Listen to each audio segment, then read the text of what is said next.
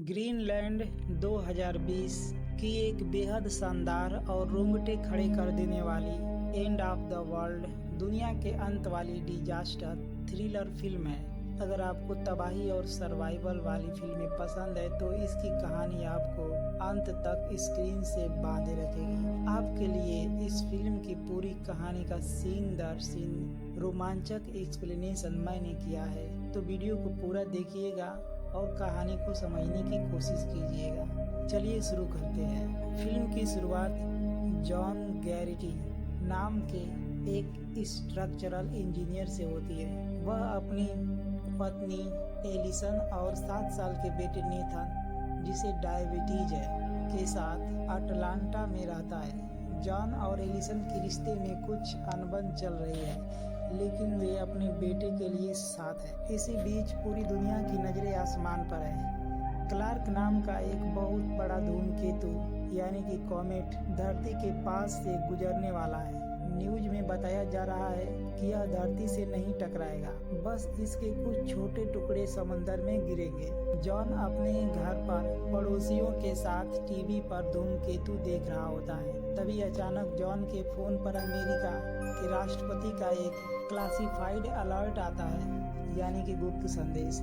इस मैसेज में कहा गया है कि क्लार्क धूमकेतु धरती को तबाह करने वाला है। सरकार ने जॉन की इंजीनियरिंग स्किल्स की वजह से उसे और उसके परिवार को चुना है। उन्हें तुरंत एक सुरक्षित मिलिट्री बेस पर पहुंचने का आदेश मिलता है, जहां से उन्हें हवाई जहाज के जरिए किसी सुरक्षित जगह ग्रीनलैंड के बंकर में ले जाया जाएगा।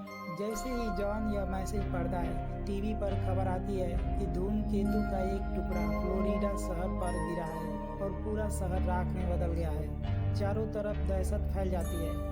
जॉन अपना सारा सामान पैक करके परिवार के साथ मिलिट्री बेस पहुंचता है। बाहर लोगों की भारी भीड़ है जो अंदर जाने के लिए बेकाबू हो रही है।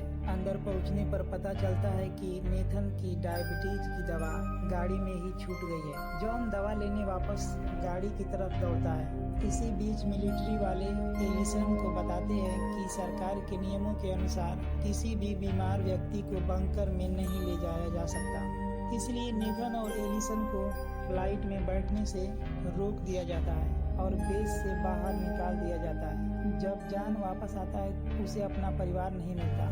वह एक फ्लाइट में चढ़ जाता है, लेकिन जब उसे असलियत पता चलती है तो वह चलती हुई फ्लाइट से बाहर कूद जाता है। परिवार पूरी तरह से बिछड़ चुका है।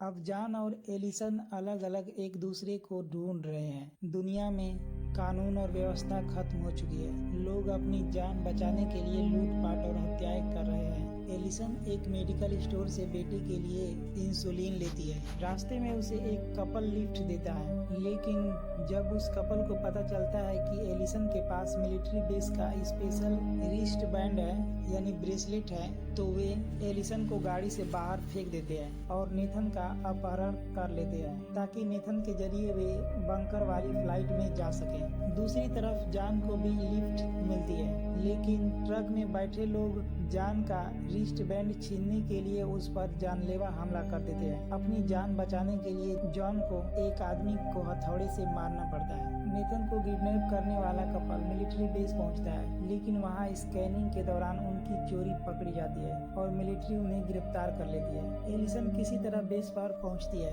और अपने बेटे को वहां सुरक्षित पाकर रोने लगती है। दूसरी ओर जॉन भी हर मुश्किल का सामना करते हुए एलिसन के पिता के घर पहुंचता है। कुछ समय बाद एलिसन और नेथन भी वहां पहुंच जाते हैं। टीवी पर खबर आती है कि क्लार्क धूमकेतु का सबसे बड़ा टुकड़ा अब से कुछ ही घंटों में यूरोप से टकराएगा। यह टक्कर इतनी भयानक होगी कि धरती पर सब कुछ जलकर राख हो जाएगा और डायनासोर जैसी तबाही आएगी। बचने की सिर्फ एक ही जगह है, ग्रीनलैंड में बने अंडरग्राउंड मिलिट्री बंकर। जॉन को पता चलता है कि कनाडा के एक छोटे से एयरपोर्ट से कुछ प्राइवेट पायलट गैर कानूनी तरीके से लोगों को ग्रीनलैंड ले जा रहे हैं। एलिसन के पिता उनके साथ जाने से मना कर देते हैं और वहीं रुकने का फैसला करते हैं। जॉन अपने परिवार को लेकर जॉन हथेली पर रखकर कनाडा की तरफ निकल पड़ता है। आसमान से आग के गोले बरस रहे हैं। वे किसी तरह कनाडा पहुंचते हैं और जबरदस्ती एक छोटे हवाई जहाज में चढ़ जाते हैं। जहाज ग्रीनलैंड के आसमान में पहुंचता है,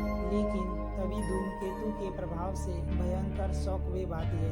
जहाज का इंजन फेल हो जाता है और बर्फ के पहाड़ों के बीच उनकी क्रैश लैंडिंग होती है। दोनों पायलट मारे जाते हैं, लेकिन जॉन और उसका परिवार बच जाता है। बंकर वहां से कुछ ही दूरी पर है। आसमान लाल हो चुका है और धरती के अंत का समय आ गया है। जॉन, एलिसन और नेथन बाकी यात्रियों के साथ बंकर की तरफ दौड़ते हैं। मिलिट्री वाले जल्दी जल्दी बंकर के विशाल दरवाजे बंद कर रहे हैं। ठीक उसी पल जब धूमकेतु का सबसे बड़ा टुकड़ा धरती से टकराता है, जॉन का परिवार बंकर के अंदर घुसने में कामयाब हो जाता है। दरवाजे बंद हो जाते हैं। धरती पूरी तरह एक भयंकर धमाके और आग से कांप उठती है। 9 महीने बाद दुनिया बाहर पूरी तरह शांत है। ग्रीनलैंड के बंकर के दरवाजे खुलते हैं। जॉन और उसका परिवार बाहर आते हैं। दुनिया पूरी तरह से बदल चुकी है। हर तरफ बर्फ और राख है, लेकिन आसमान साफ हो गया है और सूरज चमक रहा है। इंसानियत खत्म नहीं हुई है। फिल्म के आखिरी दृश्य में दुनिया